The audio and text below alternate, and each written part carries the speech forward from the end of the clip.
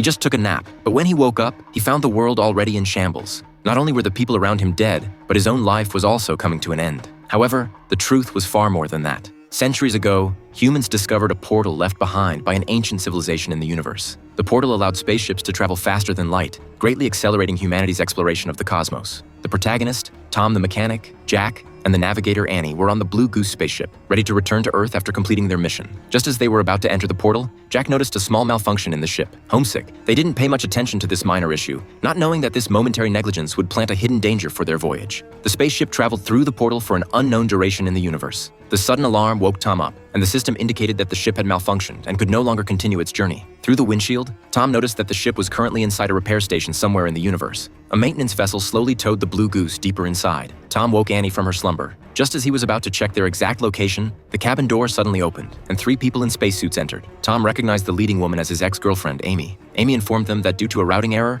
the ship had deviated from its course and was now located at a space station in the Wangliang 4 district, several light years away from the original route. Navigator Annie didn't believe a routing error could cause them to stray off course and insisted on checking the ship's logs and data. However, she suddenly fell into a coma due to a balance chamber reaction, a common after effect during voyages. Left with no choice, Tom had to put her back into the balance chamber. Meanwhile, Amy assured Tom that she would handle everything. Years of drifting had left Tom exhausted in body and mind. The reunion reignited their old feelings. During his free time, Tom sensed something was amiss. Amy felt it was about time and revealed the truth to him. Their current location was a whopping 150,000 light years away from Earth, and they had been asleep in the hibernation chamber for several months. However, when converted to Earth time, centuries had already passed. Even if they returned to Earth, everything would have changed. Upon hearing this, Tom was on the verge of a breakdown. Similarly, Amy had also ended up here due to a routing error. After calming down, Tom woke Annie from her slumber once more. However, the awakened Annie had no recollection of the Amy in front of her and kept telling Tom that she wasn't Amy. An extremely agitated Annie loudly questioned who she really was, then snatched the stone figurine from Amy's hand. In the commotion, she left a wound on Amy's neck.